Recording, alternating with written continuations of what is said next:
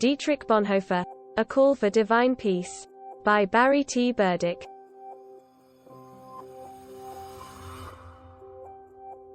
Intro.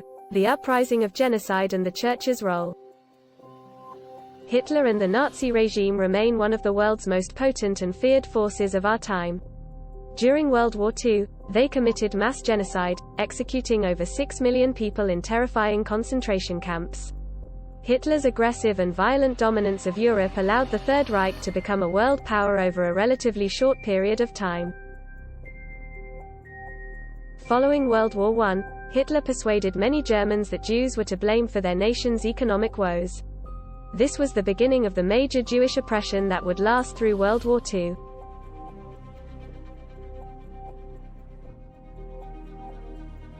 Few dared to speak out against Hitler and the twisted ideology that he was spreading throughout Europe. This deafening silence included the Christian Church. Dietrich Bonhoeffer, however, would not remain silent and was willing to risk his life to protect the people of Germany, the Church, and to end anti-Semitic sentiment. The goals of this presentation. In this presentation, we will be exploring Bonhoeffer's ideas on peace ethics and the benefits when implemented in a unified Christian church. Through the examination of Bonhoeffer's work within the context of his time, we are offered a perspective into the foundation of his beliefs. Such work offers us a window of discovery that can potentially reveal a model of application in our cultural context. We will see the influence of the Christian Church's doctrine regarding ethical integrity and the horrendous events that can occur when misconstrued. We will see what happens when the Church's lack of agency of not following Bonhoeffer's model of peace ethics within the context of World War II. We will then explore his work in relationship to the horrendous act of genocide in Rwanda in 1994, and the potential dangers of such events happening again within our world today.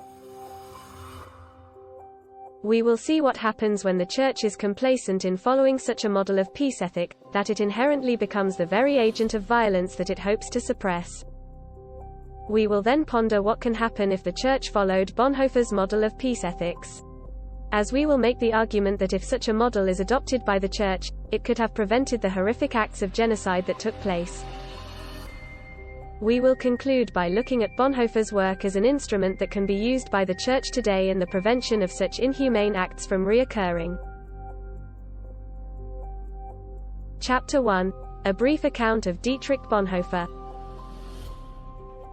Bonhoeffer was born in Poland on February 4, 1906, and killed on April 9, 1945, at the Flossenbürg concentration camp in Germany, for his efforts in the anti-Hitler resistance. At 14, Bonhoeffer declared his desire to become a priest and theologian. At the age of 21, he received his doctorate in theology from the University of Berlin. He then traveled throughout Spain and America, expanding on his academic knowledge of the Gospels and the Church's role in social justice. When he returned to Germany in 1931, Bonhoeffer accepted a position as a lecturer in systematic theology at the University of Berlin. He was ordained on November 15, 1931, at the age of 25, at Old Prussian United Street Matthew in Berlin Tiergarten. Bonhoeffer opposes Hitler. Only 2 days after Hitler's election as Chancellor, Bonhoeffer openly criticized him in a radio broadcast that was cut short in the middle of the production. This was especially brave and dangerous event, considering Hitler's growing popularity as a leader and the iron fist to which he ruled. Bonhoeffer was not only contradicting Hitler but also many other Germans that believed that the Jews were the reason for the nation's economic struggles. Bonhoeffer believed that it was the Church's responsibility to oppose Hitler's policies. However, there was a theological disagreement about what the Church's role should be. The debate over whether it should be a force of active resistance, which may be interpreted as mixing the Church and politics, versus being spiritually focused, which may be interpreted as an unnecessary obsession with personal purity. Bonhoeffer is deeply concerned with issues of God-related ethics, the relationship between Church and state, and the Christian's role of being an agent that resists the nationalization of the Church. What is a Bonhoeffer moment? people often mistakenly believe that a Bonhoeffer moment necessitates a violent response of resistance. To this point, many begin to examine Bonhoeffer's work from the perspective of the end result of his participation in the plot to assassinate Hitler. By engaging in his doctrinal work from this starting point, is inherently flawed and even dangerous. Using his work and life example as a way to justify one's motive of implementing violent acts of resistance intrinsically distorts the broad principles behind the ideals of his work. Rather than applying Bonhoeffer's known anecdotes to our contemporary conflicts, we would be better served by learning more about Bonhoeffer's vision of political life and the process of thought that underpins the detailed and sophisticated narrative of his work. As such, we will discover a method that will deepen our awareness of our call to action in the Church and therefore find the appropriate steps of resistance within our world today. Bonhoeffer's beliefs. In order for us to correctly engage with Bonhoeffer's thought, one must examine his theology and situate it within the broader framework of his political activity. One must examine his ideas on the Church's obligation regarding required acts of resistance. Bonhoeffer's idea of peace ethics offers us a critical insight into the dangers of the Church being an agent that promotes fascism rather than being a powerful vessel that boldly proclaims a gospel message that suppresses sentiments against all acts of violence. In his essay, Christ, Reality, and Good, Bonhoeffer began to articulate the foundation of his positions on Christian ethics by asserting that it must pivot away from traditional questions about being good and doing good, which presupposes the self and the world as ultimate realities, toward the question of God's will. Bonhoeffer affirms that the ultimate reality of God's will is revealed in Christ Jesus, too. Bonhoeffer asserts that Christians must carefully ponder, what is God's will? Rather than the traditional notions on Christian morality being measured by doing good. Bonhoeffer surprisingly asserts that it is not the Christian's purpose to improve the world through their efforts. Instead, its role is to manifest God's actuality and essence everywhere as the ultimate truth. Whereas God alone provides the ethical story of goodness revealed through the witness of Jesus Christ. Christ is the one who reveals God's truth. At the root of Christian morality as such, ethics cannot be characterized by the kingdom of nature but rather the kingdom of grace. Although the two realms rub up against each other, Bonhoeffer asserts that we only have the following options: either we place ourselves in one of the two realms, wanting Christ without the world, or the world without Christ, and in both cases, we deceive ourselves. Or we try to stand in the two realms simultaneously, thereby becoming people in eternal conflict, who ever and again present ourselves as the only form of Christian existence that is in accord with reality, too.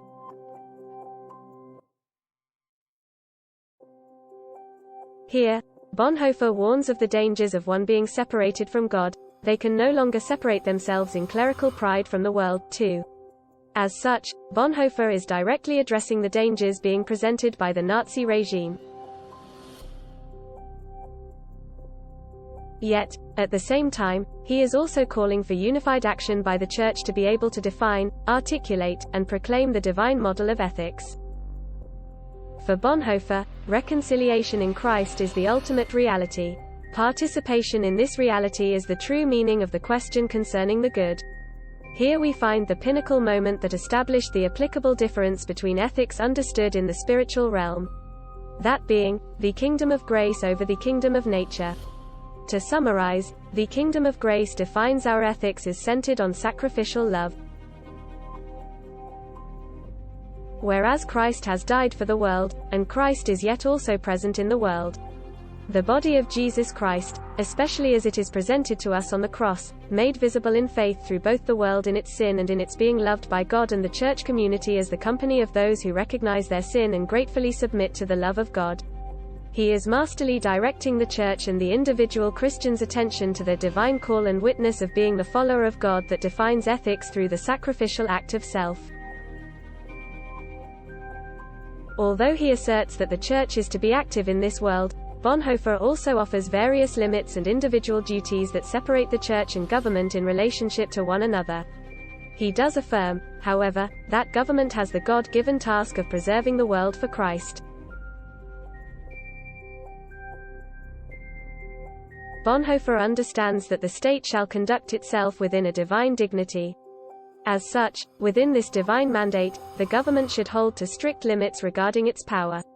Still, in the end, the state and the church shall act independently of each other, both following their divinely appointed commission.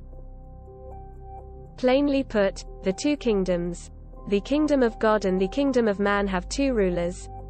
The first is ruled by the gospel, while a state governs the other under God's law. Bonhoeffer's peace ethics. During the World Alliance ecumenical meeting on the Danish island of Farnø in the summer of 1934, Bonhoeffer called the Church to be unified as an institution that is grounded in the call to preach and follow God's commands. Bonhoeffer maintains that Christianity must be a unified church that understands itself as a distinct entity independent of the state's nationalist agendas. Bonhoeffer seeks to empower the Church to be centered on God's commandments and not a commodity that works with the state towards aggressions against governments, nations, or other groups or institutions. Bonhoeffer argues that it is critical to distinguish the Church from organizations directed by governmental agencies. He asserts in his writing, Farnø Theses paper, and address, The Church and the Peoples of the World, the systematic energy regarding the doctrinal unity of the Church must be active in affirming and promoting the radical call for the Church, and all of its believers must be vocally engaged in upholding and proclaiming this message of divine peace. Bonhoeffer distinguishes that the Church is not to oppose the war in the same manner as government agencies. The Church shall not be engaging in social measures that seek peace from war through violent acts taken to oppose and restrain such conflicts. Bonhoeffer enumerates actions implemented by governmental agents to include treaties, financial investments, and universal peaceful rearmament. Bonhoeffer believes that worldly systems cannot lead toward peace because they go against God's divine will. Whereas he states, battles are won, not with weapons, but with God. They are won where the way leads to the cross. Which of us can say he knows what it might mean for the world if one nation should meet the aggressor, not with weapons in hand, but praying, defenseless, and for that very reason protected by a bulwark, or defensive wall, never failing. 2.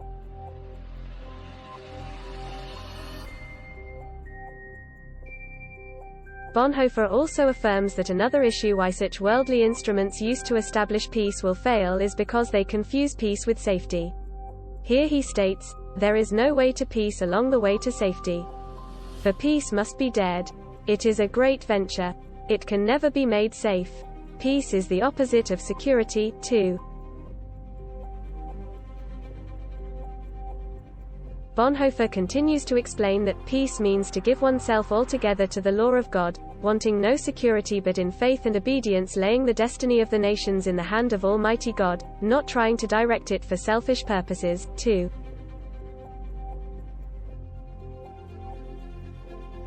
Bonhoeffer's peace ethics is to be lived by the whole Church in response to Hitler and the Nazi regime, which goes beyond an often traditional understanding of peace being assisted with pacifism. He offered the gathering a question that is still relevant to our world today: how will peace come? Who will call us to peace so that the world will have to hear, so that all peoples may rejoice? 2. Bonhoeffer rejects the effectiveness of refuting acts of war through the engagement of secular ideals on pacifism. Such actions will not suppress war. He is affirming that peaceful rearmaments will not be effective because war cannot be morally justified. War cannot create peace. Instead, it can only create destruction.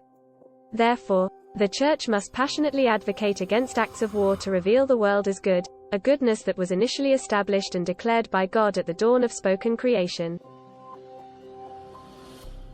Bonhoeffer believes that the Christian Church's answer to peace and goodness is rooted in God's commandments. As such, God does not exempt humanity from obeying the commandments, and therefore, any transgressions that occur against God's commandments will be held accountable to them by God. Bonhoeffer powerfully addresses the question of what the Church and the individual Christian shall do: believe in God and be obedient. But to the secular pacifism the Church answers, the motives of our actions are not the welfare of humanity, but obedience to God's commandments. The individual Christian cannot do it when all around are silent. He can indeed raise his voice and bear witness, but the powers of this world stride over him without a word. The individual church, too, can witness and suffer, oh, if it only would. But it also is suffocated by the power of hate. Only the one great ecumenical council of the Holy Church of Christ over all the world can speak out so that the world, though it gnashes its teeth, will have to hear, so that the peoples will rejoice because the Church of Christ in the name of Christ has taken the weapons from the hands of their sons, forbidden war, and proclaimed the peace of Christ against the raging world, too.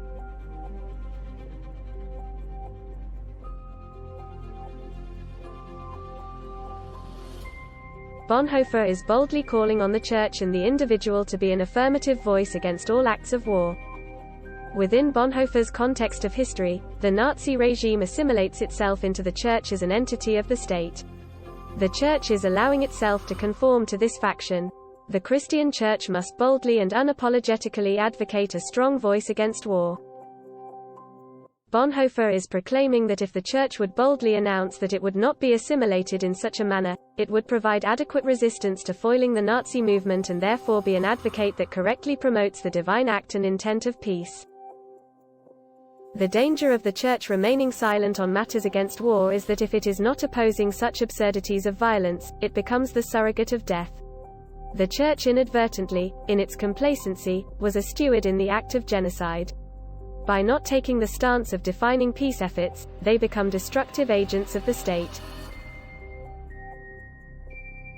A clear example of this was the act of the Church providing the Third Reich with membership records. In doing so, they were actively participating in the recruitment of those in concentration camps. Chapter 2: The Church's Role in the Genocide in Germany 1940s. As Nazism rose to power in Germany, the 45 million Protestants, most of whom were Lutheran, Reformed, or United Church, began to fracture. 3. Protestants in Germany were divided by religious doctrines and practices and by political ideologies. Some churches publicly opposed the Nazis, while others regarded themselves as neutral. However, some actively embraced Nazism, referring to Jesus Christ's stormtroopers. 3. As a result, some of the Protestant churches responded to National Socialism. In contrast, others fought to maintain their church's independence from the state's politics, while others attempted to establish Christianity as the prominent faith in Nazi Germany. The Nazi regime brought about significant changes to Germany's Protestant churches. To begin, the Nazi authorities backed the German Christian movement, a group of Protestants seeking to unite Christianity and National Socialism in a direction that would reject all those deemed unclean and embrace all real Germans in a spiritual homeland for the Third Reich. 3. Moreover, the Nazi leadership wanted Protestants to combine all regional churches under the centralized direction of Ludwig Müller, a well-known pastor and member of the Nazi Party who was designated Reich Bishop.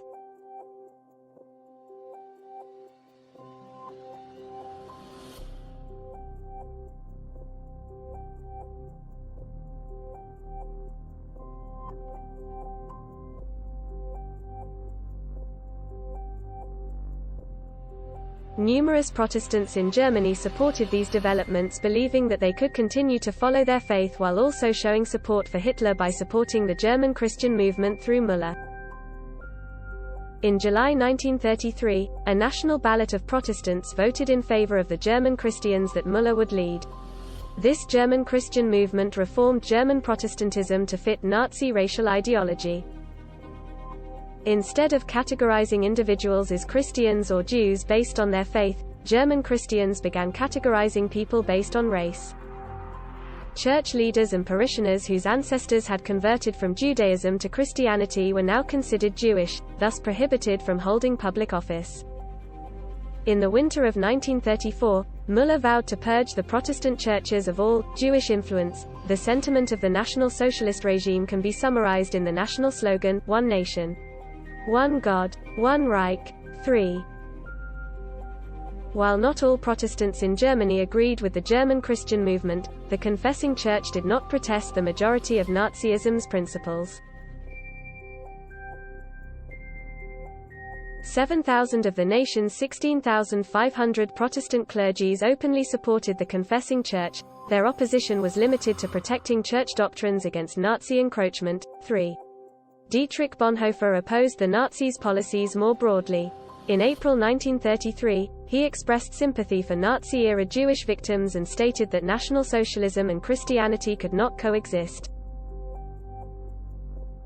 Following the Holocaust, a lengthy process of acknowledging Christian churches' inability to resist National Socialism and their involvement in spreading anti-Semitism began. There is currently a substantial corpus of literature on interfaith concerns and post-Holocaust theology and ethics. Christianity's history during the Holocaust has also impacted and influenced the burgeoning field of study on religion and mass violence in a worldwide setting. 4. The Church's refusal to respond to the atrocities occurred not out of ignorance. Instead, the Church's shortcomings throughout this era were the lapse of unity on a divine vision and a determination to resist the regime.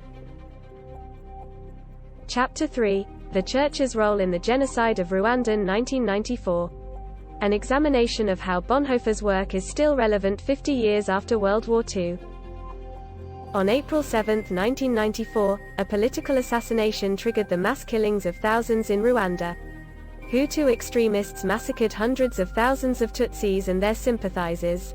Within 100 days, at least 800,000 people were killed in the most rapid genocide ever recorded. The world watched idly while Rwandans were left alone by the international community to face this dark chapter in their history. The ethnic divide and hatred that fueled the genocide did not come from nowhere. It has its roots in Rwanda's colonial history. The genocide that unfolded was fostered by colonialism. Hutus and Tutsis are two distinct ethnic groups, but they have much in common. They speak the same language, live in the same areas, and adhere to similar traditions.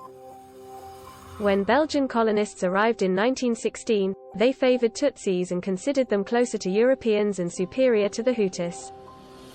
They radicalized the differences between the two groups. They established an official register classifying Rwandans according to their ethnicity and pushed racist theories of the supposed genetic superiority of Tutsis. Belgian specialists in the 1930s classified people according to stereotypical physical features, using craniofacial and body measurements, which led to everyone being given a racial identity card. Disagreements between the majority Hutus and minority Tutsis had grown substantially since the colonial period. These classifications would become instrumental in identifying and killing Tutsis during the genocide. The Belgian government was not alone in advocating ethnocentric propaganda against the Tutsis. The Catholic Church was also accused of working with the Hutu government as active participants in establishing the colonial ideology that created the divide between Hutus and Tutsis. Discrimination gradually led to resentment among the Hutus, culminating in a series of riots, killings, and the mass exodus of Tutsis neighboring countries after Rwandan independence in 1962. Hutus won the country's first elections, reversing the power dynamic. The regime that followed was a staunchly Hutu nationalist, and in the following decades, systematic violence would erupt. On April 6, 1994, President Habyarimana, a Hutu, was killed after his plane was shot down. Although responsibility for the attack was never confirmed, extremist Hutus saw this as an opportunity and immediately initiated a campaign of retribution. This event sparked the fuel that led to the massacre of hundreds of thousands of people. Extremist Hutus, known as the Akazu, took over key government positions and initiated ethnic cleansing throughout Rwanda in the slaughtering of Tutsis. The United States actively discouraged the UN Security Council from authorizing a more robust deployment, partly due to concerns over cost matters. UN peacekeepers were reduced to a mere 260 after those helping within the peace effort were killed. Years after the Rwandan genocide, former US President Bill Clinton would admit that his failure to act in Rwanda was the biggest regret of his presidency. He offered the lament that if troops had been sent to Rwanda sooner, over 300,000 lives might have been saved. The Catholic Church played no small role in the events that took place in Rwanda. Not only was the Church not a voice of peace and inclusion, the part they played in dividing the people based on ethnocentric prejudices would lead to direct ramifications toward the Church. Several Catholic priests, nuns, and brothers were formally charged, tried, and convicted for participating in the genocide by the International Criminal Tribunal for Rwanda and a Belgian court. This is more than a theory or rumor. In November 2017, Pope Francis made a pardon plea to the Rwandan people, confirming the Church's active involvement. Pope Francis apologized for the Church's role in the massacres and pleaded for forgiveness for the sins and failings of the Church and its members, and how the Church's involvement disfigured the face of the Church. 1. Chapter 4. Bonhoeffer today in a world where nationalistic sentiments in the United States is at an all-time high. Bonhoeffer's ethical writings are highly relevant to our contemporary cultural.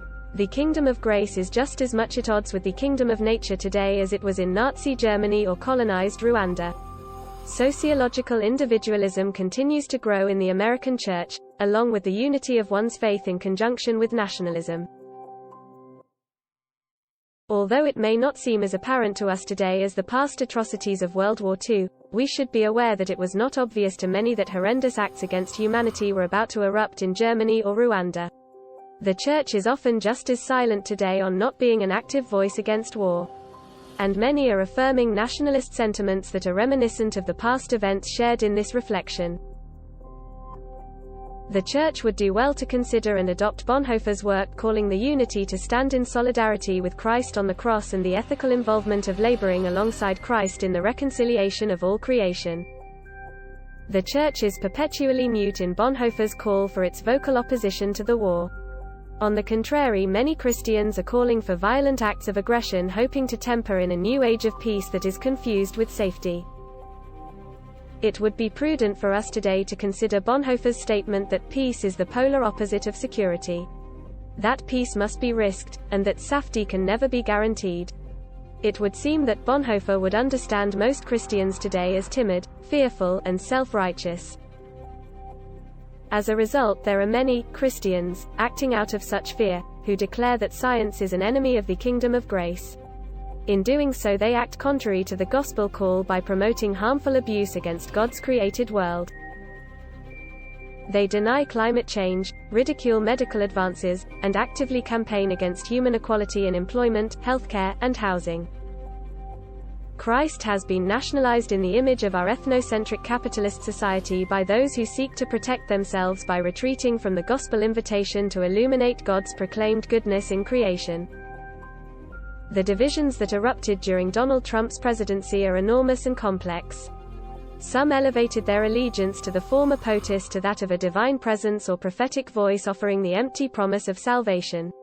This split is complicated further by many arguing that Christian teachings support the truth and convictions as universal morality.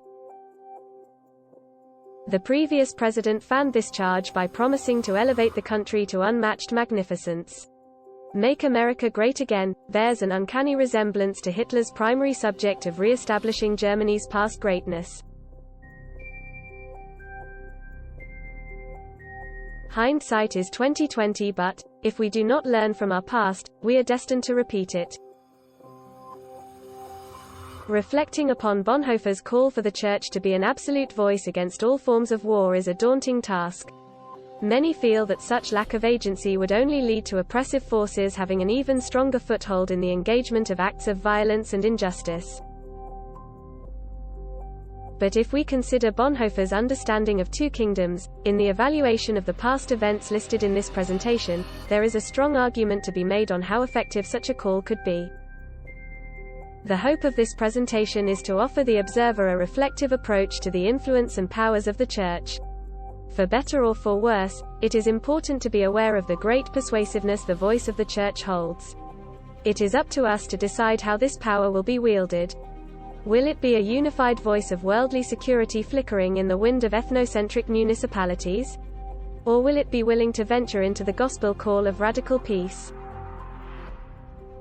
One can only imagine what would have happened if the Church had applied such peace ethics into practice. We can only speculate. However, may we consider and perhaps even agree, that the actions or lack thereof that occurred in Germany and Rwanda should be unilaterally accepted as a failure by the Church in its gospel call of reconciliation. On the contrary, the actions that took place by the Church greatly fueled ethnocentric attitudes grounded in the faith of one's religion, helping to clear the conscience and justifying those in the almost unimaginable violent act against humanity. It can only be left to one's imagination on how effective Bonhoeffer's model would be.